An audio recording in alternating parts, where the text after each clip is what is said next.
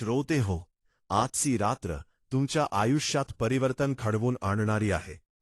हा मंत्र केवळ शब्द नसून स्वामी समर्थांची जागृत शक्ती आहे।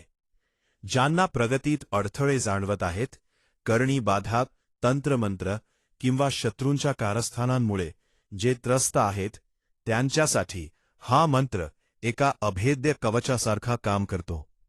रात्रीच्या वेळी जेव्हा नकारात्मक शक्ती सक्रिय होतात, तेव्हा हा मंत्र सुदर्शन चक्राप्रमाणे तुमचे रक्षण करतो। रात्री ऐकलेल्या या मंत्राचा प्रभाव पहाटे 4 ते 6 ब्रह्ममुहूर्तावर पराकोटीला पोहोचतो, ज्यामुळे यशाचा सूर्योदय होतो। पूर्ण फळ मिळण्यासाठी हा मंत्र सलग 11, 21 किंवा 48 रात्री नक्की ऐकावा। अक्कलकोट निवासी श्री स्वामी समर्थ महाराजांचा हा दिव्य मंत्र रात्री मंद आवाजात लावून झोपी जा। हे केवळ शब्द नसून साक्षात सुदर्शन चक्र आहे, जे तुमच्या सभोवताली रक्षण कवच उभे करते। शत्रूचे प्रत्येक षडयंत्र आज रात्री भस्म होईल। ओम नमो श्री जगद्गुरु स्वामी समर्थाय। निरंकार स्वरूप दत्त गुरु कालेश्वराय। महायोगी योगेश्वराय अक्कलकोट निवासी श्री स्वामी समर्थाय नमः। ओम नमो श्री जगद्गुरु स्वामी समर्थाय। निरंकार स्वरूप दत्त गुरु कालेश्वराय। महायोगी योगेश्वराय अक्कलकोट निवासी श्री स्वामी समर्थाय नमः। ओम नमो श्री जगद्गुरु स्वामी समर्थाय। निरंकार स्वरूप दत्त गुरु कालेश्वराय। महायोगी योगेश्वराय अक्कलकोट निवासी श्री स्वामी समर्थाय नमः। ओम नमो श्री जगद्गुरु स्वामी समर्थाय। निरंकार स्वरूप दत्त गुरु कालेश्वराय।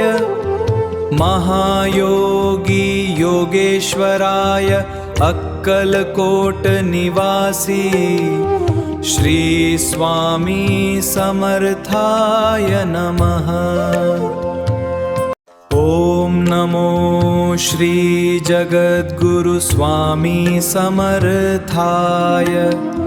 निरंकार स्वरूप दत्त गुरु कालेश्वराय। महायोगी योगेश्वराय अक्कलकोट निवासी श्री स्वामी समर्थाय नमः। ओम नमो श्री जगद्गुरु स्वामी समर्थाय। निरंकार स्वरूप दत्त गुरु कालेश्वराय। महायोगी योगेश्वराय अक्कलकोट निवासी श्री स्वामी समर्थाय नमः। ओम नमो श्री जगद्गुरु स्वामी समर्थाय। निरंकार स्वरूप दत्त गुरु कालेश्वराय।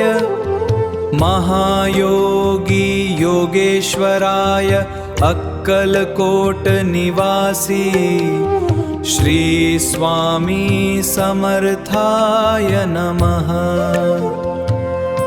ओम नमो श्री जगद्गुरु स्वामी समर्थाय। निरंकार स्वरूप दत्त गुरु कालेश्वराय महायोगी योगेश्वराय अक्कलकोट निवासी श्री स्वामी समर्थाय नमः।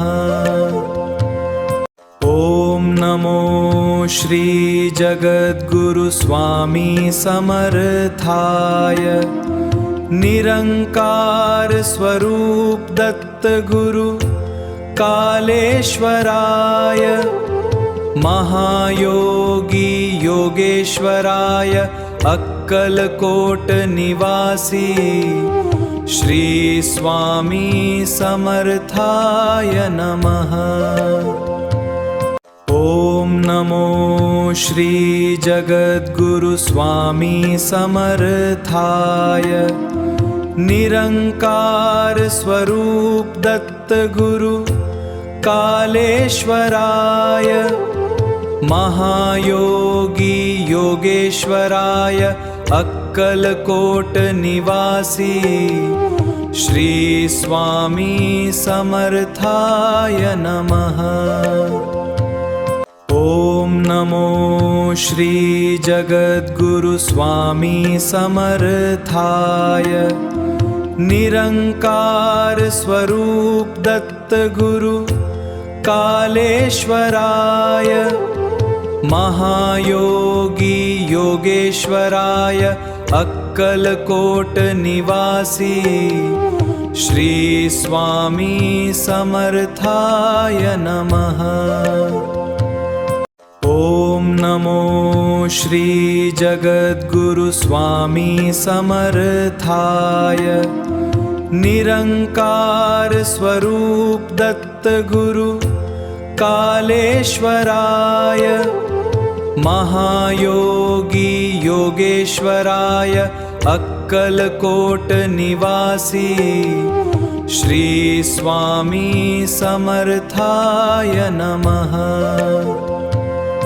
ॐ नमो श्री जगद्गुरु स्वामी समर्थाय निरंकार स्वरूप दत्त गुरु कालेश्वराय महायोगी योगेश्वराय अक्कलकोट निवासी श्री स्वामी समर्थाय नमः। ॐ नमो श्री जगद्गुरु स्वामी समर्थाय निरंकार स्वरूप दत्त गुरु कालेश्वराय महायोगी योगेश्वराय अक्कलकोट निवासी श्री स्वामी समर्थाय नमः। ॐ नमो श्री जगद्गुरु स्वामी समर्थाय निरंकार स्वरूप दत्त गुरु कालेश्वराय महायोगी योगेश्वराय अक्कलकोट निवासी श्री स्वामी समर्थाय नमः। ॐ नमो श्री जगद्गुरु स्वामी समर्थाय निरंकार स्वरूप दत्त गुरु कालेश्वराय महायोगी योगेश्वराय अक्कलकोट निवासी श्री स्वामी समर्थाय नमः। ॐ नमो श्री जगद्गुरु स्वामी समर्थाय निरंकार स्वरूप दत्त गुरु कालेश्वराय महायोगी योगेश्वराय अक्कलकोट निवासी श्री स्वामी समर्थाय नमः। ॐ नमो श्री जगद्गुरु स्वामी समर्थाय निरंकार स्वरूप दत्त गुरु कालेश्वराय महायोगी योगेश्वराय अक्कलकोट निवासी श्री स्वामी समर्थाय नमः। ओम नमो श्री जगद्गुरु स्वामी समर्थाय निरंकार स्वरूप दत्त गुरु कालेश्वराय महायोगी योगेश्वराय अक्कलकोट निवासी श्री स्वामी समर्थाय नमः।